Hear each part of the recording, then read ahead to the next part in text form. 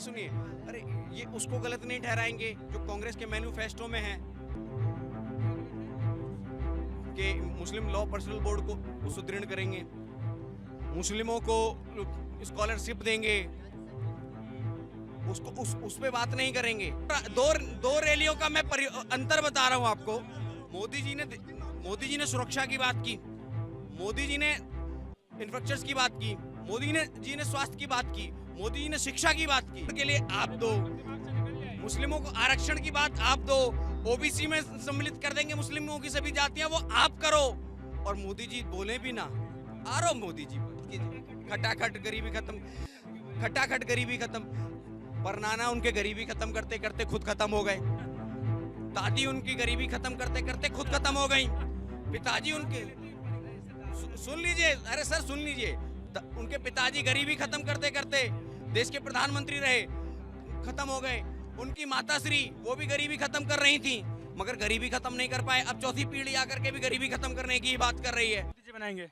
मैं आपको बताता हूँ, पहली बार ऐसा है दिल्ली और देश की राजनीति में। 25 तारीख को चुनाव है दिल्ली में, 7 सीट पर क्या होगा पहले बता। सुन लीजिए, दिल्ली और देश की राजनीति में पहली बार ऐसा है कि एक प्रधानमंत्री मुद्दों पे बात करता है, कहता है मैं आयुष्मान भारत की बात करता हूँ, मैं इंफ्रास्ट्रक्चर की बात करता हूँ, मैं रेलवे की बात करता हूँ, मैं एम्स की बात करता हूँ।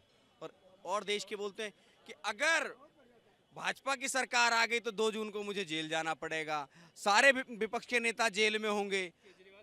केजरीवाल बोल रहे हैं ना, सारे ही बोल रहे हैं, सारे ही बोल रहे हैं, ऑफिशियली बोल रहे हैं। अरे भाई आप दिल्ली में भी सत्ता में हो, राजनीति नहीं रही, जंग का अखाड़ा बन गया। आप दो रैलियों का मैं अंतर बता रहा हूं आपको। मोदी जी ने सुरक्षा की बात की, मोदी जी ने इंफ्रास्ट्रक्चर की बात की, मोदी जी ने स्वास्थ्य की बात की, मोदी जी ने शिक्षा की बात की। मोदी जी ने एक और बात की थी, मंगलसूत्र वाला बयान, इनको अच्छे से पता होगा कि कांग्रेस आएगी तो मंगलसूत्र बेचवा देगी, ये वो करवा देगी। और आरोप क्या लगा था कि मोदी जी वहीं आ गए जहां 2014 से शुरू किया था, हिंदू मुस्लिम। बहुत बड़ा आरोप है ये। भाई मैनिफेस्टो में आप दो पर्सनल लॉ बोर्ड के लिए, और हिंदू मुस्लिम मोदी ने कर दिया। वक्फ बोर्ड के लिए आप दो, मुस्लिमों को आरक्षण की बात आप दो, ओबीसी में सम्मिलित कर देंगे मुस्लिमों की सभी जातियां, वो आप करो। और मोदी जी बोले भी ना, आ रहा मोदी जी पर। चलिए, 2014 से पहले आप आम आदमी थे, अब देश के पीएम हो, जिम्मेदार आदमी हो यार। सुन लीजिए, पहले भी नहीं थे। एक मिनट, हाँ एक मिनट सुनो, वो गुजरात के थे ना, गुजरात वाले में और पूरे देश वाले में बड़ा फर्क पड़ता है। ऐसे उल जलूल बातें, मंगलसूत्र बिचवा देंगे, ये करेंगे वो करेंगे, मुसलमान ज़्यादा बच्चा पैदा करेंगे, ये कितनी छोटी छोटी बातें हैं यार। बहन तो वैसे जी भी दिए थे कि कंडोम का इस्तेमाल सबसे ज़्यादा मुसलमान ही करता है। आजकल ये हकीकत है, ये हकीकत है। तभी तो हिंदुओं की आबादी 7% कम हो जाती है और मुस्लिमों की 43% बढ़ जाती है। तुमने बड़ी अच्छी बात छेड़ी है, ये हिंदुओं की आबादी कम क्यों हो रही है, मैं आज समझाऊंगा मैं ढंग से। एक तिहाड़ी पत्रकार है, नाम नहीं लेना चाहता हूं मैं, उनके सर्वे ने क्या दिखाया था, जरा देखना ढंग से सुनना कि मुसलमानों की पत्रकार है, आप ही उसके दिहाड़ी पत्रकार के ही के सर्वे को आप अहमियत दे रहे हैं। बात नहीं करता हूँ, हाँ नाम नहीं लेना। उन्होंने सर्वे में दिखाया था कि मुसलमानों की आबादी अब इतनी नहीं बढ़ रही जितनी बढ़ रही थी, और ये 13 लाख लोगों ने धर्म परिवर्तन किया, किसी हिंदू से मुसलमान बने। देखी थी आपने न्यूज़ कि नहीं देखी? ढंग से न्यूज़ देखा करो। बच्चे पैदा करने से मुसलमानों के नहीं आबादी बढ़ रही है, धर्म परिवर्तन से बढ़ रही है। ये है मेन मसला। देखिए सुनिए, आराम से बात करेंगे, मजा बहुत आएगा। बात करोगे, प्रश्न करोगे तो उत्तर दूंगा, और ढंग से नहीं जैसे उल जलूल बातें ना उल्टा सीधा मुझे अच्छी, इसलिए मैं बात तुम्हारी बात नहीं कर रहा हूँ, उल जलूल बंदों से लड़ाना मत। हाँ जैसे जिससे बात कर रहे थे कि किसका कम हुआ ज्यादा हुआ, हाँ तो वो मैं बता रहा था कि आप सर्वे देखना, उसका 13 लाख बंदों ने धर्म परिवर्तन किया जल्दी में। तो इस वजह से हिंदुओं की, मुसलमानों की आबादी बढ़ी है। 7 लाख नहीं, 30,000। 7 लाख पूरे भारत, 30,000। जब पता ना हो तो पूरा ना वो ना बोला करो। और रही बात मोदी जी की तारीफ की, मोदी जी की तारीफ कौन नहीं करता यार, सब करते हैं। लेकिन उसमें वजह यह है कि तारीफ करो, जहाँ गलत हो वहाँ टोको।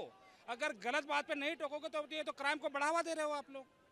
जैसे मोदी जी ने हमारे वो अभी नौकरी ना, वो 4 साल की कौन सी किसकी है फौज, हाँ अग्निवीर, संख्या वाले पे आप कुछ ये सब बातें इसी से उन्होंने महंगाई की बात की तो अग्निवीर को देख, एक चीज गलत नहीं है। एक चीज अदर देशों में टूर ऑफ स्टडी होता है तो क्या वहाँ पे बेरोजगार हो जाते हैं सभी? इसमें 17 साल का युवा अगर आर्मी में जाता है, पहले तो 17 साल का युवा आज के समय में रोड पे ही घूम रहा होता था। अग्निवीर से 17 वर्ष में अगर आर्मी में जा रहा है तो डिसिप्लिन सीख रहा है, पहली चीज़। उसके बाद आर्मी में रह करके उसको पढ़ाई भी कराई जा रही है, कोर्सेज भी कराए जा रहे हैं। उसके अलावा अगर वो 4 वर्ष बाद आता भी है, पहली चीज़ उसमें 25% को रिटेन किया जा रहा है। उसके अलावा अदर डिपार्टमेंट्स में उनको महत्वता दी जा रही है, रेलवे में, पुलिस में, स्वास्थ्य में। तो पहले तो ऐसा नहीं था, पहले तो ऐसा नहीं था कि आपको प्रायोरिटी दी जा रही हो। उसके बाद इन्होंने महंगाई की बात की, तो महंगाई की बात की तो बता दूं 1976 में उस समय की सबसे ज़्यादा महंगाई थी 26%, इंदिरा गांधी। और सुन लीजिए, जब देश के सबसे बड़े अर्थशास्त्री आरबीआई के गवर्नर हुआ करते थे और प्रधानमंत्री भी रहे हैं, उनके आरबीआई गवर्नर रहते भी इस देश में 21% की महंगाई दर थी 92 में। और बता दूं, उनके प्रधानमंत्री रहते ही देश ने आर्थिक मंदी भी देखी है। आज के समय में विश्व की सभी की अर्थव्यवस्था हिली हुई है, मगर एकमात्र भारत ऐसा है जिसकी जो जीडीपी दर है, ग्रोथ रेट है, वो 8% से ऊपर की है। चाचा एक सवाल आपसे पूछ रहे थे कि आपने बोला कि मोदी जी बहुत हिंदू मुस्लिम करते हैं, तो कौन सा बयान ऐसा है या क्या ऐसा बोल दिया है? अभी बोला ना उन्होंने, छोटी सी बात, मुसलमानों को मंगलसूत्र तुम्हारा उठा के दे देंगे, इतनी हाँ। तो ये यार, ये कितनी छोटी बात है। आप मंगलसूत्र पूरे देश के लिए बोला था, इसमें जाति को लेकर, धर्म को लेकर नहीं बोला। मैं आपके खिलाफ नहीं हूँ, मैं मोदी जी के खिलाफ नहीं हूँ, लेकिन कम से कम सोच समझ कर बोलो। वो खुद उन्होंने थोड़ी बोला, तो जिसने भी लिख के दिया चूतिया आदमी था वो देश के पीएम है। नहीं, मैं उनके ऊपर उनको नहीं कर रहा हूँ, जिसने भी लिख के दिया ना चैप्टर, वो गलत आदमी था। हाँ, सही नहीं लिखा है आपने बयान। देखिए, मैंने देखा है तो वो लोग सुनिए, अरे ये उसको गलत नहीं ठहराएंगे जो कांग्रेस के मैनिफेस्टो में है। क्या गलत है मैनिफेस्टो में? कि मुस्लिम लॉ पर्सनल बोर्ड को सुदृढ़ करेंगे, मुस्लिमों को स्कॉलरशिप देंगे, उसको उस पे बात नहीं करेंगे, उस पे ये बात ही नहीं करेंगे। वो धार्मिक नहीं था। तो उसमें 1 लाख देने के लिए लिखा है, उससे ही बात कर। हाँ, उस पर ही बात कीजिए। खटाखट गरीबी खत्म, खटाखट गरीबी खत्म। परनाना उनके गरीबी खत्म करते करते खुद खत्म हो गए। दादी उनकी गरीबी खत्म करते करते खुद खत्म हो गई। पिताजी उनके, सुन लीजिए, अरे सर सुन लीजिए, उनके पिताजी गरीबी खत्म करते करते देश के प्रधानमंत्री रहे, खत्म हो गए। उनकी माताश्री, वो भी गरीबी खत्म कर रही थी, मगर गरीबी खत्म नहीं कर पाए। अब चौथी पीढ़ी आकर के भी गरीबी खत्म करने की बात कर रही है, राहुल गांधी भी।